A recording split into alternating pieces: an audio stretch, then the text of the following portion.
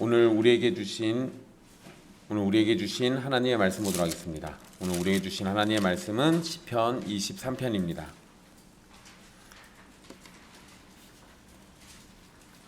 귀하신 하나님의 말씀 받들어서 읽도록 하겠습니다. 여호와는 나의 목자시니 내게 부족함이 없으리로다.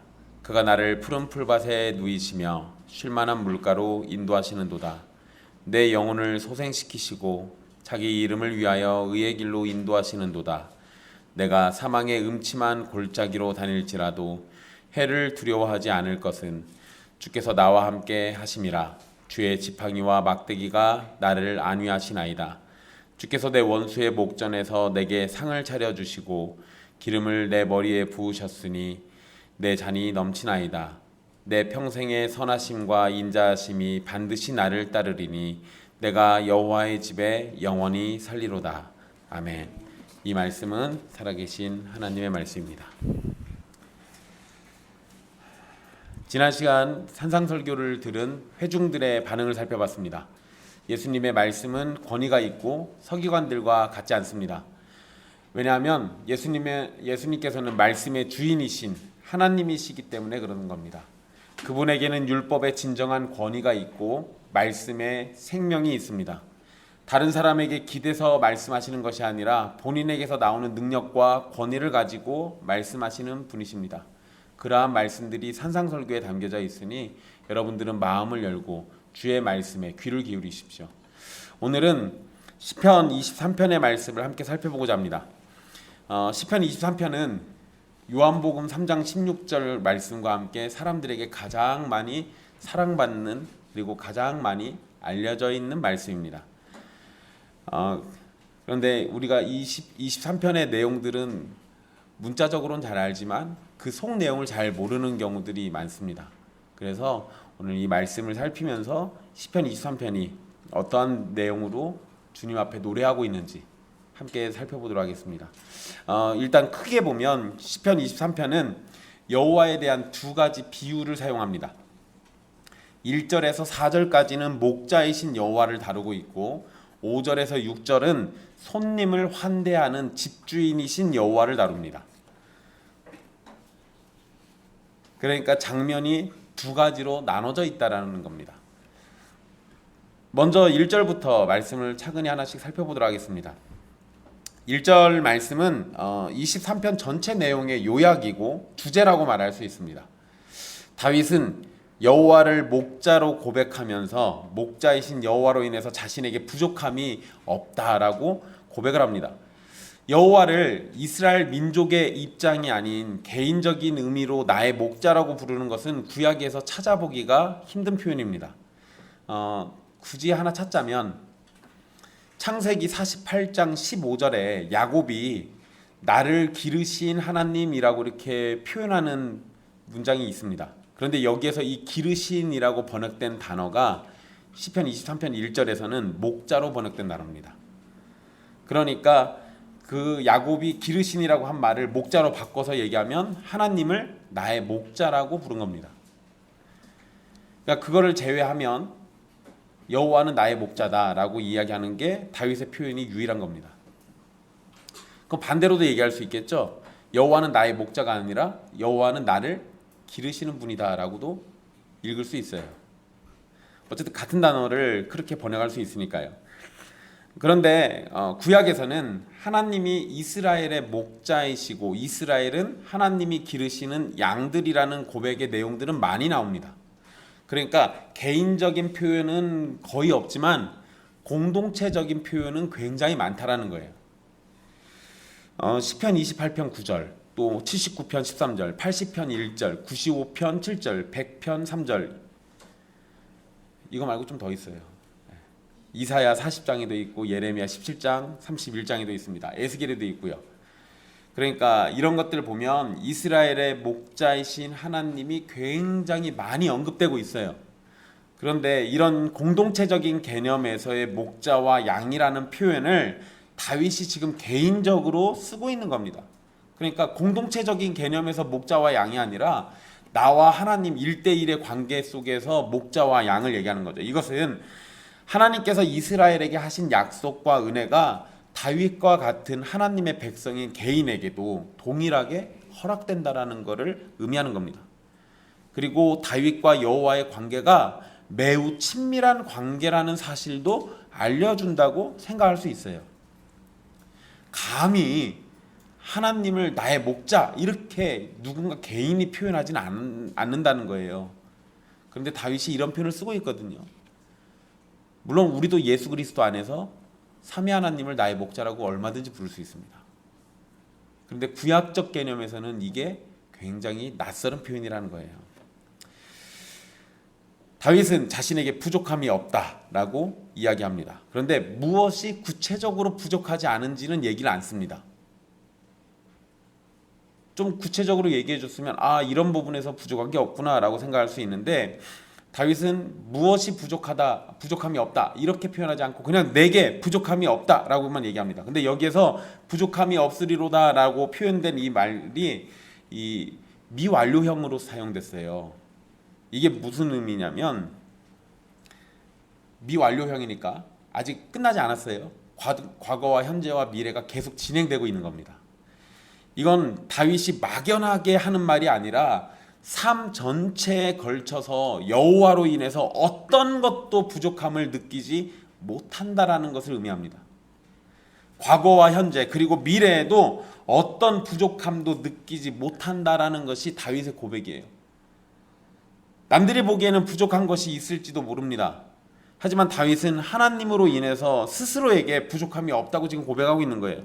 하나님이 목자가 되시기 때문에, 하나님이 목자이시기 때문에 부족함이 없다고 얘기하는 거예요.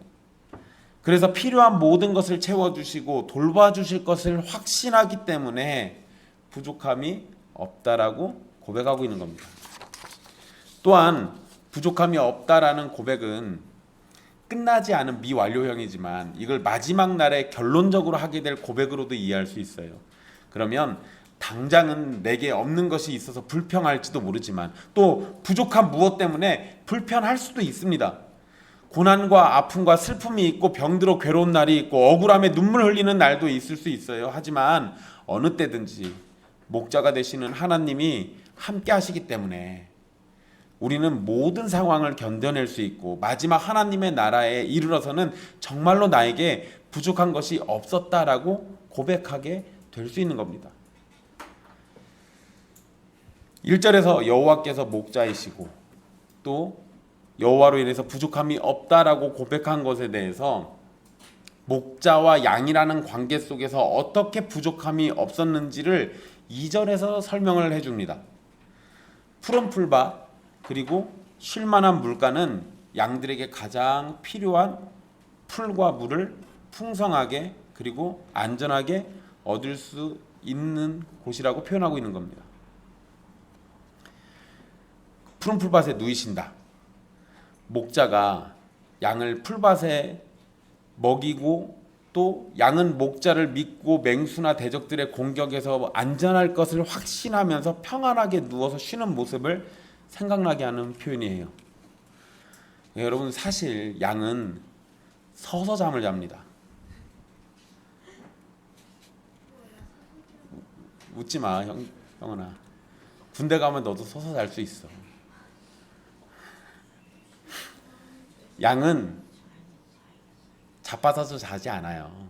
이렇게 누워서 잠을 자는 동물이 아니에요. 서서 잠을 잡니다. 그나마 좀 편하게 잠을 자는 게 웅크리고 자는 거예요.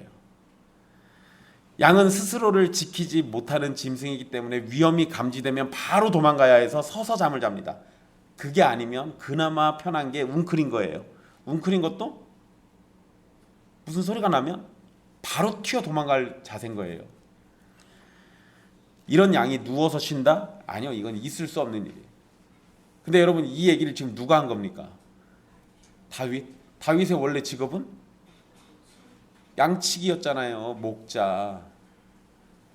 다윗은 알아요. 양이 누워서 자려면 어때야 하는지. 목자가 얼마나 철저하고 확실하게 안심시켜주지 않으면 양이 누워서 자지 못한다는 걸 아니까 그걸 빗대서 지금 얘기하고 있는 거예요. 그럼 거꾸로 얘기하면 뭐가 되는 겁니까? 양인 내 입장에서 여호와가 너무 든든하니까, 너무 믿을만하니까 누워서 잘 수 있어요.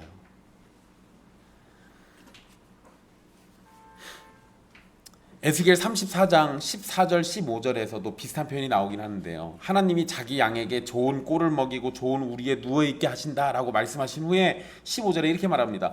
내가 친히 내 양의 목자가 되어 그것들을 누워있게 할지라. 주 여호와의 말씀이니라. 여기서도 양들을 누워있게 한다라고 표현하시죠. 왜요? 하나님도 알고 계시죠. 양은 누워서 잠 안 잔다는 거. 근데 양이 누워서 자려면 얼마나 확실하게 보호해주면 양이 그걸 믿고 잠을 잘 수 있겠어요. 그런데 여러분, 에스겔 34장의 말씀은 마지막 날에 여호와께서 자기 백성에게 하실 일을 말씀하신 겁니다. 그런데 시편 23편은 그 일이 지금 다윗에게 지금 자신에게 그런 복이 있다라고 노래하고 있는 거예요. 마지막 때만 우리가 발 뻗고 편안하게 누워서 자는 게 아니라 마지막 때가 오기 전이어도 삼위 하나님 때문에 하나님의 자녀들은 얼마든지 누워 잘 수 있습니다.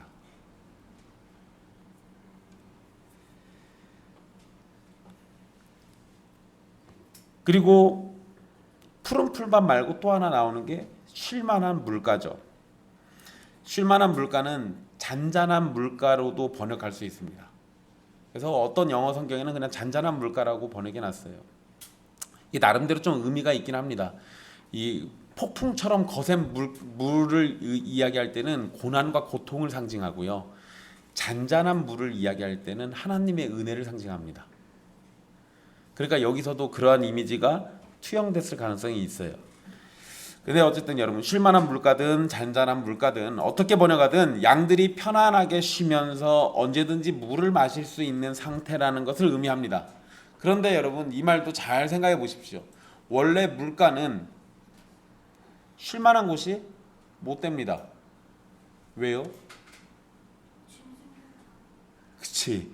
물을 마시러 오는 동물들이 많고요. 그런 동물들을 노리는 맹수들이 항상 등장하는 곳이 물가예요. 그러니까 물가는 쉴만한 곳이 못 되죠. 여러분, 무슨 뭐 자연 다큐멘터리 이런 거 보면 짐승들이 이렇게 물가에서 물 먹다가 정신 잘못 차리면은 물속에 있는 악어한테 붙잡혀서 죽잖아요. 물 먹다가 뒤에서 덮치는 사자한테 걸려가지고 죽잖아요. 물가란 곳이 그래요. 쉴만한 곳이 못 된다고요. 그런데 다윗이 왜 여기를 쉴만하다고 할까요? 이걸 몰라서 그랬을까요? 아니, 그럴 리가.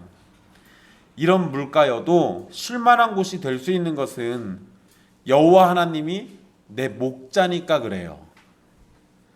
다른 게 이유인 게 아닙니다. 내가 근사한 뿔을 가지고 있고 튼튼한 발을 가지고 있기 때문에 쉴만한 물가에서 마음 편히 물 먹고 있는 게 아니라 나를 보호할 수 있는 건 아무것도 없지만 나를 보호해 주시는 목자 되시는 여호와가 계시기 때문에, 그래서 그 무서운 물가도 나한테는 쉴만한 곳이 되는 거예요. 얼마나 큰 은혜입니까? 나의 목자가 되시는 여호와께서 나를 먹이시고 누이시고 인도해 주셔서 안전을 보장해 주십니다. 그러니 내게 부족함이 없다라고 고백하는 거예요. 다윗은 3절에서 내 영혼을 소생시키시고 라고 말하는데요. 이것은 여호와께서 푸른 풀밭에 다윗을 누이고 쉴만한 물가로 인도해 주신 일의 결과로 볼 수 있습니다.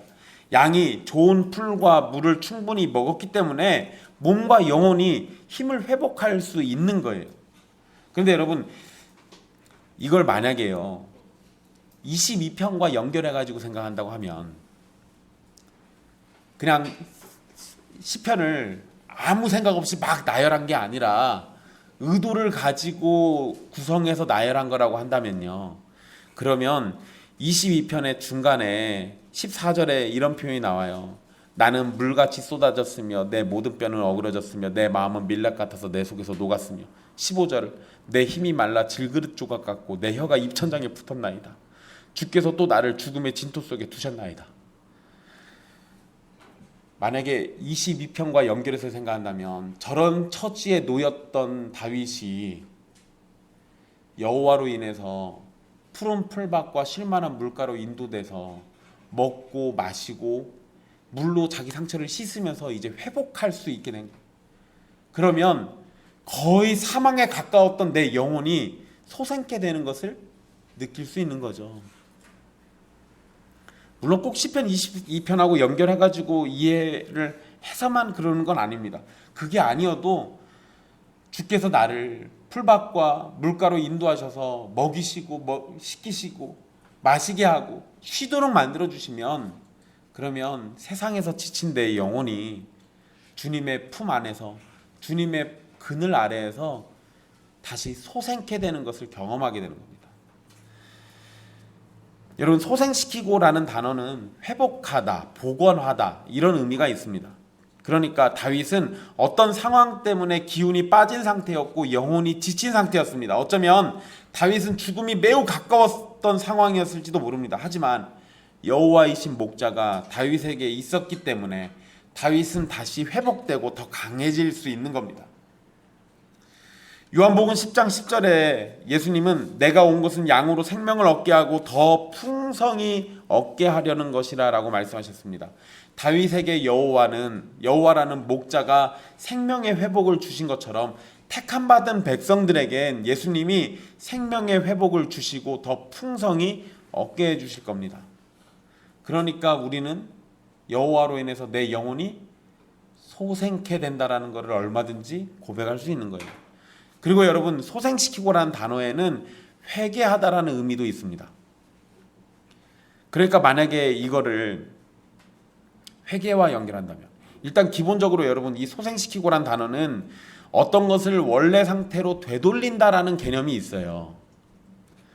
그러니까 이걸 회개와 연결한다면 여호와께서 다윗을 용서하시고 그 마음이 하나님께로 돌아오게 하셔서 다시 하나님과의 관계가 회복되게 하신다라는 걸 의미합니다. 무엇이 되었든 하나님과의 관계는 더욱더 친밀해지고 그분 때문에 내가 살아난다라는 것은 분명한 겁니다. 다윗은 여호와께서 의의 길로 인도하신다라고도 노래합니다. 여러분, 여기에서 의의 길은 다른 것들 의미들도 있을 수 있지만 목자와 양의 개념 가운데서만 이해를 해봅시다. 그러면 목자와 양의 개념 속에서 의의 길, 이거 올바른 길이에요. 그렇게 이해한다면 어떤 길이겠습니까? 안전하고, 그리고 길을 간다라는 거는 어딘가로 향해 간다는 거잖아요. 그러니까 목적지로 갈 수 있는 바르고 곧은 길을 의미하는 거예요. 물론 이걸 예수님이 산상설교에서 하신 말씀과 연결한다면 좁은 길이 될 겁니다. 양의 눈에 좋아 보이는 길이 안전하고 좋은 길은 아닙니다. 목자가 판단할 때 고통이 좀 따르더라도 그 길이 안전하다고 판단이 되면 목자는 양을 그런 길로 인도해서 양의 생명을 지키고 목적지까지 바르게 갈 수 있도록 인도하는 겁니다.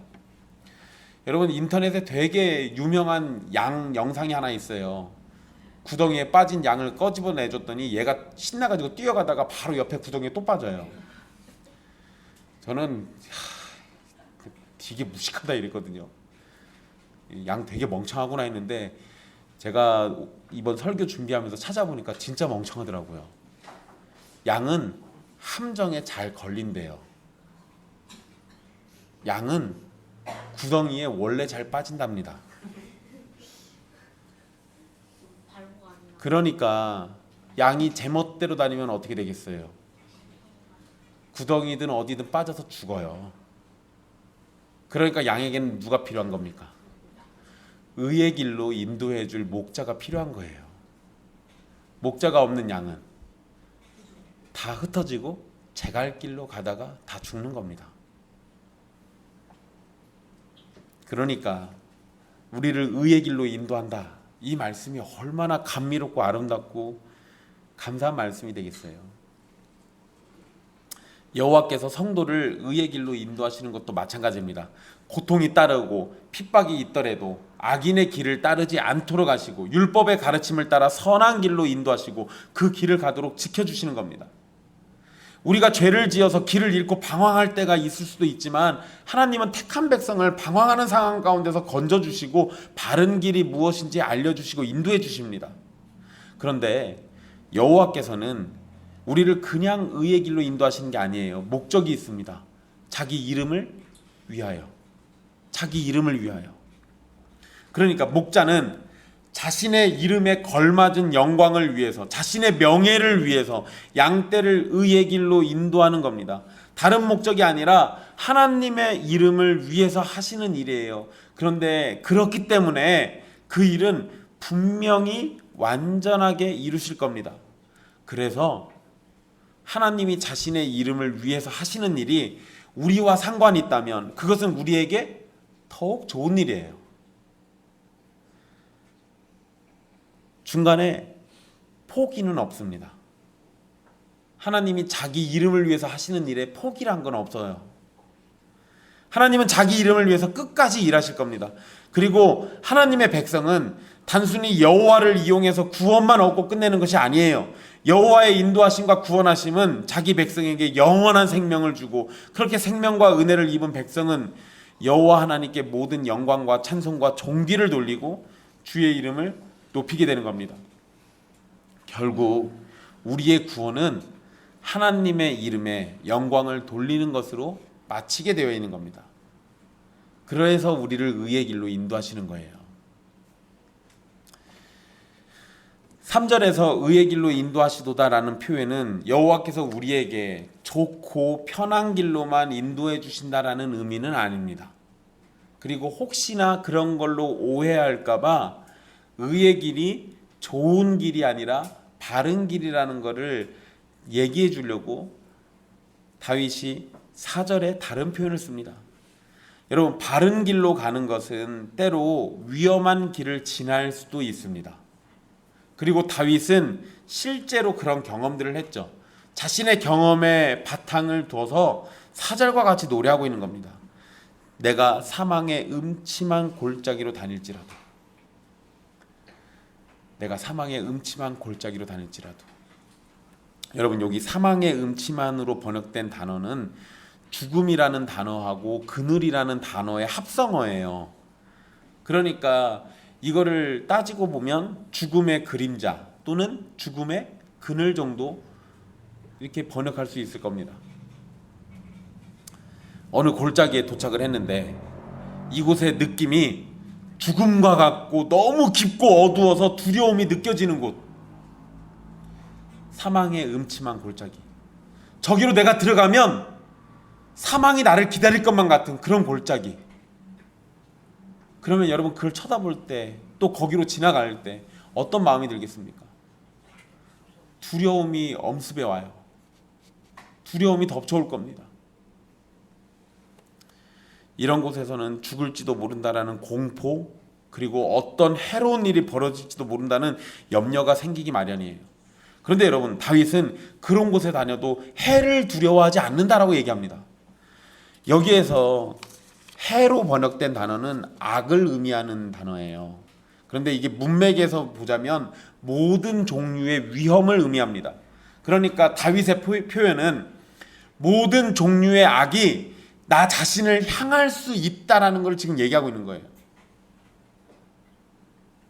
사망의 음침한 골짜기로 가면 해를 두려워하지 않는다라고 얘기하는데, 잘 생각해보세요. 상황을. 해로움이 전혀 없었다면 이런 얘기 안 하겠죠.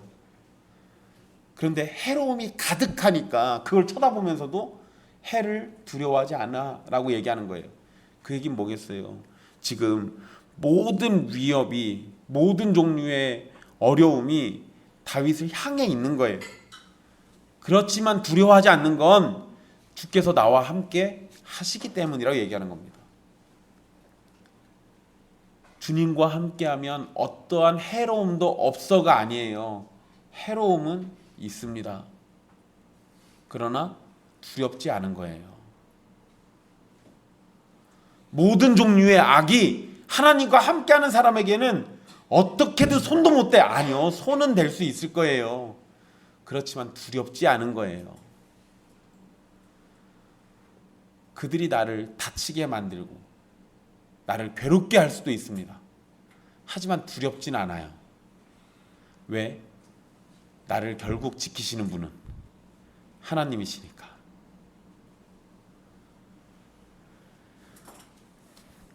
주께서 함께 하신다라는 말은 동행한다라는 의미만이 아니에요. 물론 동행한다라는 의미도 있겠죠. 그런데 여러분, 이건 하나님께서 나의 삶에 구체적으로 간섭하신다라는 의미입니다. 곁에 따라다니면서 내가 어떻게 되는지 지켜보기만 하는 건 아무런 위로가 안 되죠. 내가 어려운 일이 있을 때 나를 도와줘야 할 거 아니에요. 내가 힘들 때 나에게 힘을 줘야 할 거 아니에요. 근데 그냥 옆에 따라다니면서 쳐다만 보면 그게 무슨 의미가 있어요? 더 성질나지. 그런데 함께 하신다라는 이 표현이 주님과 나와 함께 하시면서 나의 삶에 구체적으로 간섭하시고 필요한 것을 공급해 주시고 선한 곳으로 인도해 주신다면 어떠한 상황에서도 두려워하지 않을 이유가 되는 거예요.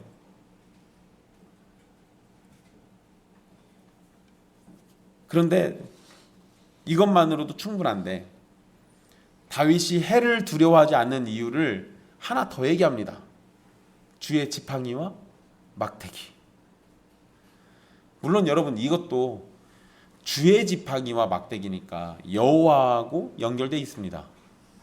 주님께서 단지 함께 계신 것만 아니라는 것을 주의 지팡이와 막대기로 지금 표현해 주고 있는 거예요. 여러분, 그분은 자신의 지팡이와 막대기를 가지고 적극적으로 양들을 지키시고 짐승들의 공격과 대적들의 위협을 막고 물리쳐 주십니다. 지팡이는 규라고 다른 데서는 번역하는 단어예요. 규는 보통 왕들이 들고 있는 짤막한 막대기를 의미합니다. 그래서 이 규를 이렇게 왕들이 들고 다니면서 이렇게 뭐 같은 걸 이렇게 가리키거나 명령을 내릴 때 이 규를 흔들어요.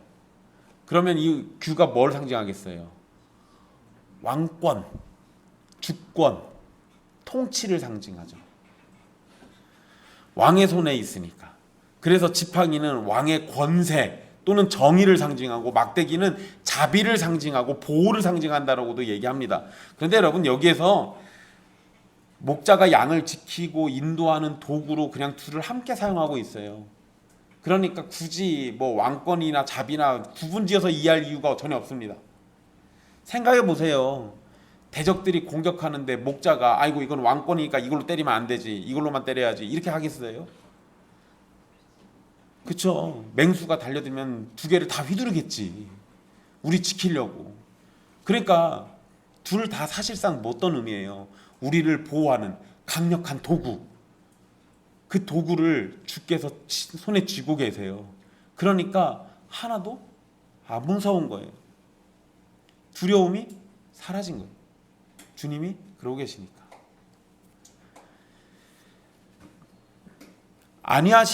아니하시나이다. 이 표현은 기본적으로 편안해진다라는 의미가 있습니다. 근데 여기에서는 안심시키고 위로하신다라는 의미로 사용됐습니다. 함께하는 목자가 있고 그 목자 손에는 원수들을 물리치는 지팡이와 막대기가 있기 때문에 양들은 안심하고 위로가 됩니다. 그래서 사망의 음침한 골짜기를 편안하게 지나갈 수 있는 거예요. 지나다가 내가 조금 긁히고 찢기고 상할 수는 있지만 나는 죽지 않을 거예요. 왜? 내 목자가 나를 지켜주시니까. 사전에서 언급되었던 이 사망의 음침한 골짜기, 이제 이 내용들이 갑자기 분위기로 확 바뀌어버립니다.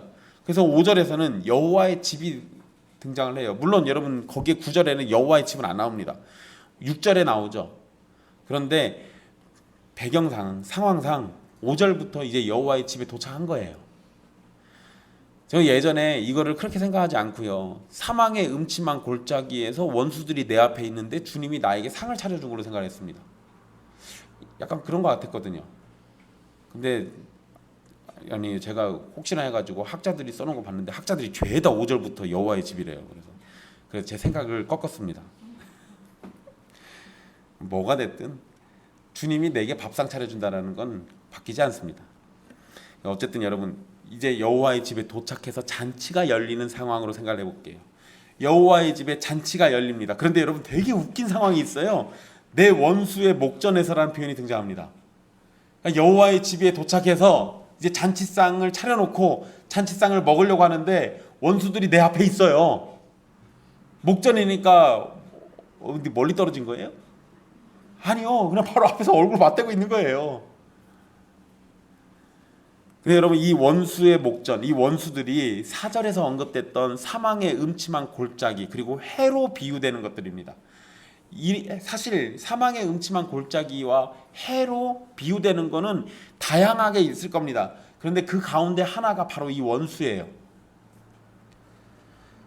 여러분 우리의 인생 가운데 사망의 음침한 골짜기 같은 거는 여러 가지가 있어요.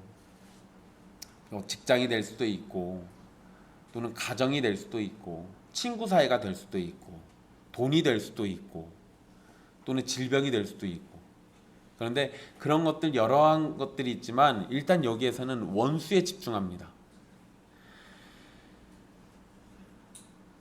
여러분 다윗은 골리앗을 죽이고 그리고 사울과 함께 지내기 시작하죠. 그런데 그때 이후로 여러 원수들과 마주하게 됩니다. 원래 다윗과 사울의 관계가 뭐였죠? 왕과 신하. 근데 왕과 신하만은 아니에요. 왜냐면 사울이 뭘 하거든요. 자기 딸을 다윗한테 줘요. 그러니까 관계가 어떻게 된 거예요? 그렇죠. 사위하고 장인이에요. 어떻게 지내야 돼요? 잘 지내야죠. 근데 장인인 사울이 다윗을 죽이려고 합니다. 원래는 장인도 아버지인 거잖아요. 근데 아버지가 원수가 됐어요. 그리고 블레셋이라는 원수도 있고요.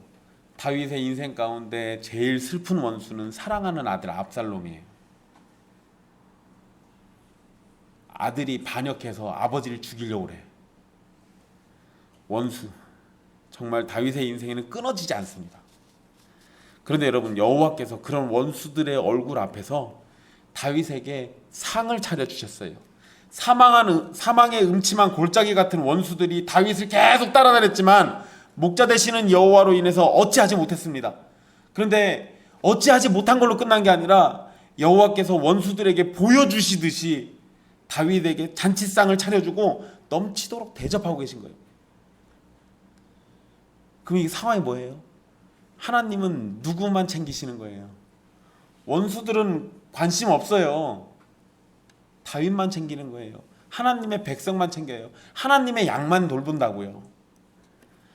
대적들이 여전히 앞에 있는 걸 보면 아직 대적들에 대한 완전한 승리는 아닙니다. 대적들이 그냥 내 앞에 지금 있는 거잖아요. 하지만 대적들이 지금 나를 어찌하고 싶어도 여호와의 집에 있는 나에게는 어떠한 해도 줄 수 없어요. 오히려 그들은 여호와 하나님께서 나를 대접해주고 돌봐주시는 걸 지켜봐야 합니다. 그게 더 괴로울 거예요. 거기에 잔치상을 차려주신 것으로 끝나지 않았습니다. 주님께서는 다윗의 머리에 기름을 부으셨어요. 기름을 머리에 붓는다는 것은 하나님의 일꾼으로 인정하고 세우신다라는 의미로 우리가 보통 사용합니다. 그래서 제사장이나 선지자나 왕에게 하나님이 임명을 하실 때 그럴 때 머리에다 기름을 붓잖아요. 그런데 여러분 그런 의미 말고 이게 지금 여호와의 집에 잔치집에 초대받은 거잖아요. 잔치집에서 초대받은 손님을 영화롭게 환대한다라는 의미로 머리에다 기름을 부어요. 이게 그냥 기름이 아니라 우리 은영자매가 잘 쓰는 그 아로마 오일 같이 향기 나는 거 있잖아요. 그런 거예요. 그런 거를 머리에다 뿌려줘서 온몸에서 향이 나게 만들어줘요. 그러니까 뭐 어떤 의미예요? 이 사람은 지금 우리 집에서 내가 초대한 사람들 중에서 가장 존귀한 자다라고 높여주는 겁니다. 그러니까 대적들은 다윗이 여호와께 이렇게 대접받는 것을 지켜봐야만 하는 상황이에요. 그래서 다윗은 감당하지 못할 정도로 넘치는 은혜에 내 잔이 넘칩니다라고 말합니다. 그러면서 감사를 표현하고 있어요. 다윗의 이러한 고백은 잔치상을 받은 지금의 상태만을 의미하지는 않을 겁니다. 사망의 음침한 골짜기에서도 함께 하신 여호와, 지팡이와 막대기로 지켜주신 여호와, 푸른 풀밭에 누이시고 쉴만한 물가로 인도하신 여호와, 영혼을 소생시켜 주시고 의의 길로 인도하시는 여호와, 이 모든 것에 대해서 다윗은 주님의 은혜가 지금 내게 넘칩니다라고 고백하는 거예요. 사망의 음침한 골짜기로 지나면서 여호와의 집에 도착하기까지 원수들이 다윗을 따라왔습니다. 그렇기 때문에 여호와께서 다윗에게 잔치상을 베풀어 주실 때 원수들이 그 앞에서 그것을 지켜보고 있는 거예요. 이제는 여호와께서 원수들이 따라다니던 다윗에게 다른 것이 따라다니게 하십니다. 그 6절에 나오죠. 선하심과 인자하심이 따르리니. 근데 그것도 다윗의 평생에 반드시 따르게 하신답니다. 이것은 여호와의 선하심과 인자하심이 하나님의 변하지 않는 속성처럼 다윗을 따라다니면서 다윗에게 은혜를 베풀어 줄 것을 의미합니다. 선하심과 인자하심이라고 번역된 이 표현은 선하신 인자하심이라고도 볼 수 있습니다. 그러니까 주님의 인자하심은 선하시다라는 의미죠. 여기에서 강조는 어디에 있는 것 같아요? 인자하심에 있습니다. 인자하심, 헤세드라는 단어예요. 사랑으로도 번역하고요, 충성으로도 번역합니다. 신실함으로도 번역해요.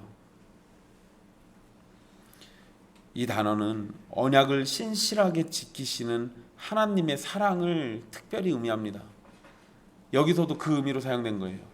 자신의 언약이 이루어지기까지 하나님은 결단코 멈추지 않으십니다. 자신의 신실하심을 드러내실 거예요. 다윗은 이제 그런 은혜 속에서 내가 여호와의 집에 영원히 살리로다라고 고백합니다. 다윗은 다른 곳에 갈 필요가 없어요. 이제부터는 영원히 여호와의 집에서 살면 됩니다. 주의 선하심과 인자하심이 다윗을 따른 결과가 바로 이거예요. 목자 되시는 여호와께서 자신의 택한 백성을 은혜와 사랑 가운데 인도해 주십니다. 그 과정에서 사망의 음침한 골짜기를 다닐 수도 있고 악한 해로움이 계속 쫓아다닐 수도 있습니다. 하지만 그런 과정에서 택한 백성과 함께 하시는 주님이 계시고 주의 지팡이와 막대기가 우리의 안전을 보장해 주는 겁니다. 그리고 결국에는 여호와의 집에서 넘치는 잔치상을 받고 주의 집에서 영원히 주의 영광과 사랑을 누리면서 살게 되는 겁니다.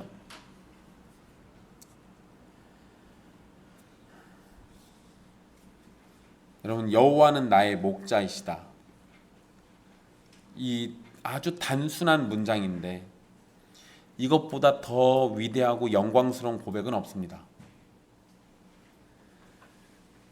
제임스 보이스라는 목사는 가장 완벽한 시 한 구절이라고도 표현해요. 가장 완벽하게 한 줄로 시를 쓴다면 바로 이렇게 될 거라고. 여호와는 나의 목자시다. 그런데 여러분, 이 표현이 되게 놀라운 표현입니다. 각각의 의미를 생각해 보면 충분히 이해가 돼요. 여호와라는 명칭은 스스로 존재하는 하나님을 가리키는 명칭입니다. 그래서 출애굽기에서 모세에게 그러시잖아요. 나는 스스로 있는 자다. 그 말이 뭔 소리예요? 나는 누군가의 도움이 필요하지 않아요. 하나님은 무엇으로부터 무언가를 받아야만 존재하시는 분이 아니에요. 하나님은 모든 필요가 필요하지 않으신 분입니다. 결핍이 없어요. 부족한 것도 없습니다. 채워야 할 것도 없어요. 도움의 손길이 필요한 것도 아닙니다. 사람이나 천사의 존재가 반드시 있어야만 하는 분도 아니에요. 그냥 혼자 계셔도 아무런 상관이 없다고요. 그런데 그런 분께서 목자가 되신답니다.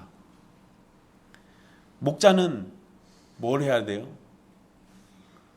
목자는 계속해서 자신이 키우는 짐승을 돌봐야 합니다.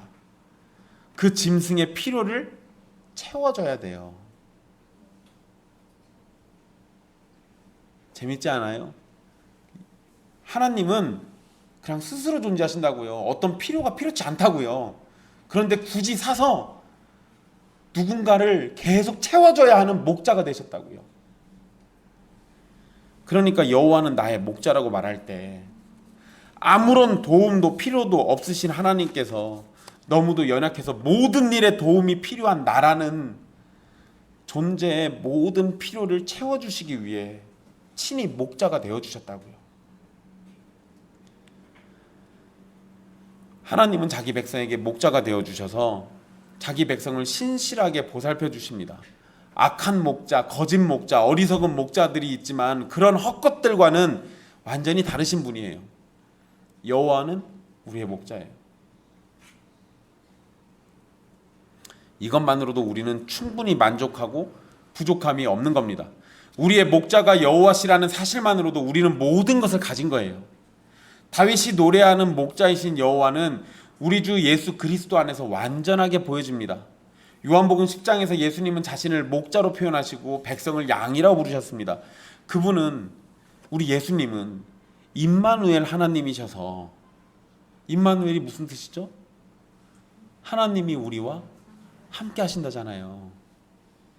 그래서 언제나 우리와 함께 하시고 우리가 죄와 사망의 고통 가운데 있을 때 우리를 회복시켜 주시고 의의 길로 인도해 주시는 분이잖아요. 많은 날 가운데 성도들은 푸른 풀밭과 쉴만한 물가를 예수 그리스도 안에서 누리게 될 겁니다. 설령 사망의 음침한 골짜기로 가더라도 그곳에서 해를 당하지 않도록 우리를 위해서 예수님은 자신의 목숨까지 버리시면서 우리를 지키는 지팡이와 막대기가 되어주셨어요. 예수 그리스도를 통해서 우리는 결국 원수들을 비웃듯 천국잔치에 참여하게 되고 예수 그리스도를 통해서 하나님 나라 백성으로 주의 선하심과 인자하심을 누리면서 영원히 살게 됩니다. 누가복음 15장 3절에서 7절 말씀에 예수님이 비유를 하나 하십니다. 잃어버린 양 비유. 양 99마리를 두고 잃어버린 한 마리 양을 찾아서 떠나는 어떤 사람 비유를 말씀하세요. 근데 이 말씀의 결론을 뭐라고 하시냐면, 죄인 한 사람이 회개하면 하늘에서는 회개할 것 없는 의인 99으로 말미암아 기뻐하는 것보다 더하리라. 어떤 기쁨이 더 크다고요? 잃어버렸던 그 한 마리, 잃어버린 그 한 사람이 회개하고 돌아온 기쁨이 훨씬 더 크다고요. 그래서 회개할 필요가 있는 잃어버린 양을 찾는 존재로서의 예수님을 우리에게 알려주고 계세요. 그분이 지금 시편 23편에 바로 이분이라고요. 예수님은 우리의 영혼을 소생시키시는 분입니다. 우리를 회개하도록 은혜를 베풀어 주시는 분이시고, 그렇게 우리를 가장 좋은 상태가 되도록 하셔서 하나님 나라에 들어가게 하시는 분입니다. 다른 목자들은 양들을 위해 목숨을 버리지 않지만 예수님은 자기 양들을 위해서 목숨을 버리셨고 그렇게 양들을 지키고 돌봐주셨어요. 예수 그리스도가 우리의 목자가 되시기에 우리는 사망의 음침한 골짜기도 두렵지 않습니다. 왜 그런지 아십니까? 사망의 음침한 골짜기를 예수님이 먼저 갔다 오셨어요. 사망의 권세를 이기고 부활하셨잖아요. 여러분, 그거 말고도 구약에 다른 표현이 또 있습니다. 사망의 음침한으로 번역된 이 표현이요, 아모스 5장 8절에도 사용됐습니다. 제가 읽어드릴게요. 묘성과 삼성을 만드시며 사망의 그늘을 아침으로 바꾸시고 낮을 어두운 밤으로 바꾸시며 바닷물을 불러 지면에 쏟으시는 이를 찾으라. 그의 이름은 여호와이시니라. 우리 목자는 사망의 그늘을 아침으로 바꾸시는 분이셨어요. 우리 예수님이 사망의 그늘을 아침으로 바꾸시는 분이라고요. 사망 권세가 우리 예수님을 어떻게 하지 못했던 것처럼 우리에게 찾아오는 사망의 그늘을 아침 햇빛으로 바꿔버리신다고요. 그러니 우리가 그분의 인도하심 아래에서 사망의 그늘 깊은 골짜기로 다녀도 전혀 두려울 것이 없는 겁니다. 사실 여러분, 우리의 인생은 사망의 음침한 골짜기로 다닐 때가 많습니다. 세상의 모든 원수가 모여서 나를 죽이려고 할 때도 있고, 나의 멸망, 패망을 지켜보려고 모여든 눈이 있고, 나의 절망을 자신들의 기쁨으로 삼으려는 자들이 구름처럼 모여들어서 빛을 가리고 있을지도 몰라요. 하지만 어떠한 상황이든 예수님께서 우리와 함께 하신다면 우리는 어떠한 곳에서도 아무런 해를 받지 않고 보호받으며 안전히 목적지로 향하게 될 겁니다.